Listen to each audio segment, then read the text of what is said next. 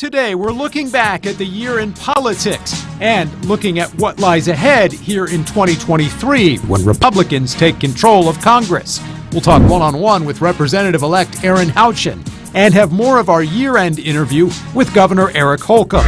Plus, we'll look back at some of our biggest interviews of the year, including our conversations with the White House Chief of Staff, Transportation Secretary Pete Buttigieg, and former Vice President Mike Pence as we approach the 2-year anniversary of January 6th. It's all ahead right now on this week's edition of In Focus.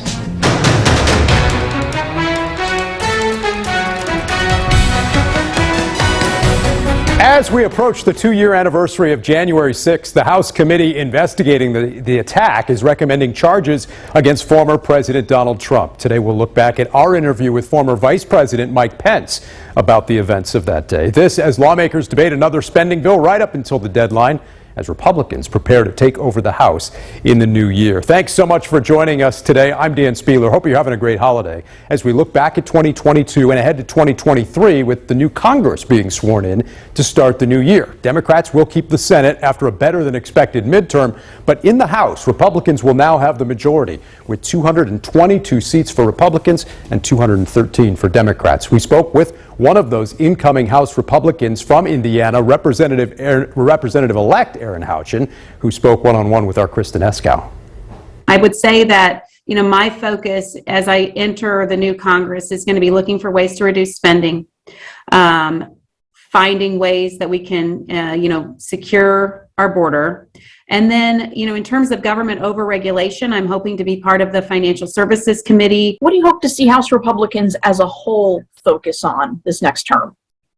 We ran on the Commitment to America, which was reducing inflation, focusing on public safety. So I would like to see us place an emphasis on supporting law enforcement and giving them the tools they need to make our communities safe, again, secure the border, and then putting parents back in charge of education. Those are all the things that we campaigned on. That's what I believe that we will be focusing on. One of the first orders of business will be repealing the 87,000 IRS agents that have been funded by the Biden administration. We will have some opportunities to cut some of this spending, and we will look for ways to do that. The January 6th committee just released its final report recommending criminal charges against former President Trump. What was your reaction to those findings, and do you believe the former president should face criminal prosecution? I think the January 6th committee was really a sham committee. We had a couple of Republicans on that committee. We asked for some of our Republican members to be part of that to sort of help balance it out. But it was a partisan committee with partisan objectives, and I don't believe that the American people believe in their findings. Certainly not in my district, and I don't support the committee or their findings. The January 6th committee has also referred Kevin McCarthy to the House Ethics Committee. Kevin McCarthy appears to be facing a battle for the speakership role. What are your thoughts on that? Should Kevin McCarthy be the next Speaker of the House? The question on Kevin McCarthy that I hear about in the district, I've had both sides reach out, both to support McCarthy in the district and to support an alternative to McCarthy. I can tell you that Representative Biggs does not have the support of the caucus, the conference, and he's not reached out to me for support.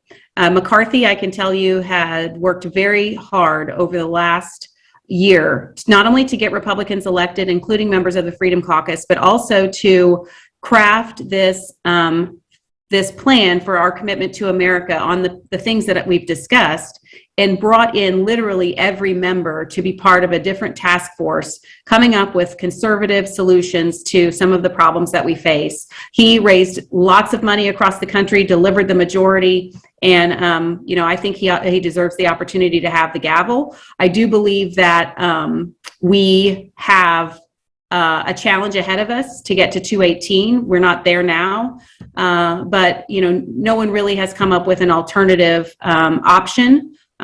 So I hope that we will go into January 3rd unified and ready to move forward and get to the work for the people of this country. Okay, Kristen joins me here in the studio right now. So Congress back in session, first week of January. The week after that, state lawmakers will be back in session too. Yeah, that's right. And that same week, Governor Eric Holcomb will deliver his annual State of the State address right before the state Supreme Court is set to hear a lawsuit regarding the near total abortion ban. And so I sat down with Governor Holcomb to look back on this past year and ahead to his final 2 years in office and beyond. I'm pretty focused. I don't like to get off track. This budget session is so important and deserves and will have my 100% focus and attention. And there'll be a time down the road where if something is time sensitive, I'll have to make a decision. But I've been one of those people that says it'll turn out okay my whole life. And if you're willing to work hard and do the job that you got, the next one will present the opportunity. So do you think you'll stay in politics, or are you open to doing something else? I don't know. I've been approached by philanthropic sector, private sector, public sector, and I don't want to take my eye off the ball, honestly. I love the job that I have. It's a privilege, it's an honor, one that I can hardly see another of this stature, and one that I would enjoy as much. And so I'm not going to think about it until I have to think about it.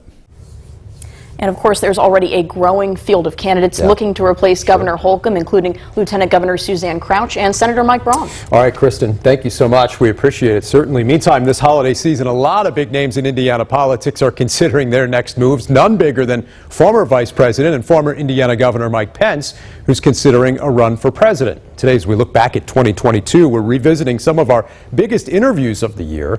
Recently, I spoke one-on-one with the former VP about his future in politics and about his role in history on January 6th, with the Select Committee now calling for criminal charges as we approach the 2-year anniversary of that fateful day.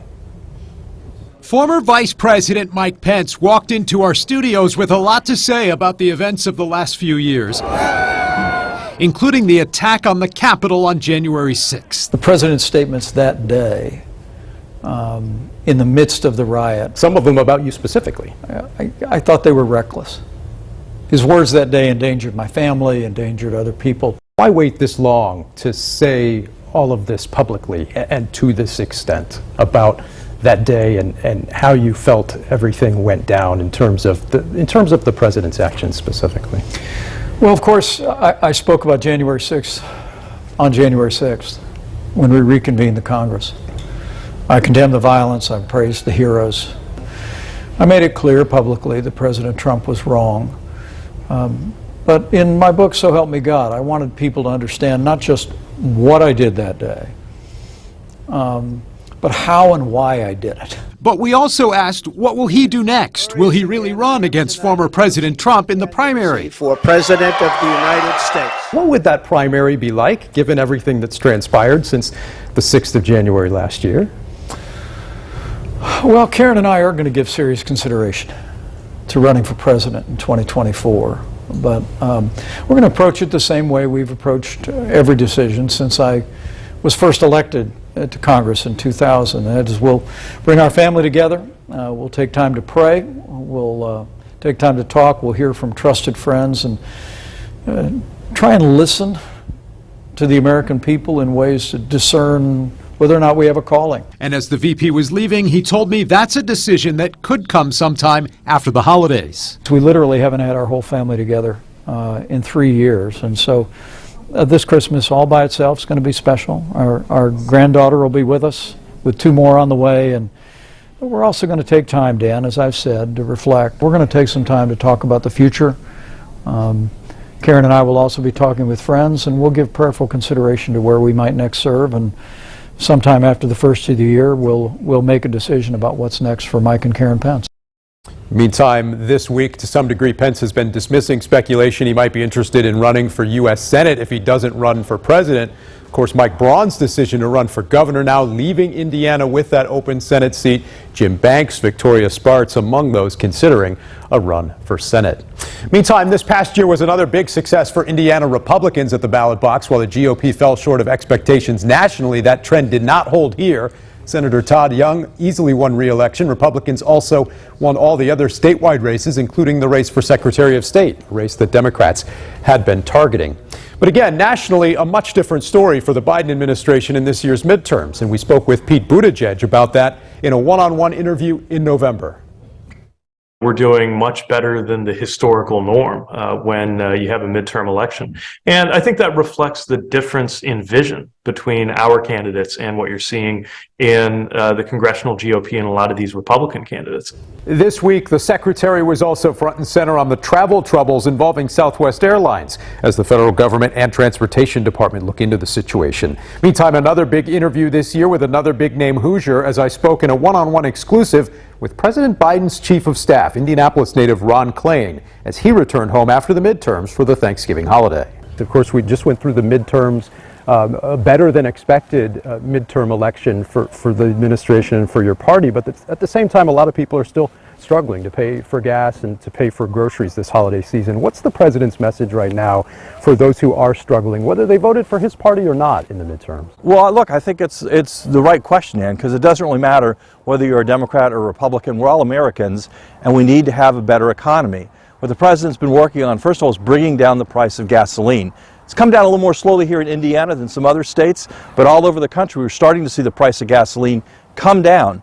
Coming down more, thankfully, here around the Christmas holiday. You can see more of these big interviews throughout the year on our website. Of course, gas prices had been soaring throughout the year due to inflation and due to the war in Ukraine. Big moment here at the end of the year with Ukraine's president speaking to Congress during his trip to Washington, D.C. to meet with the president.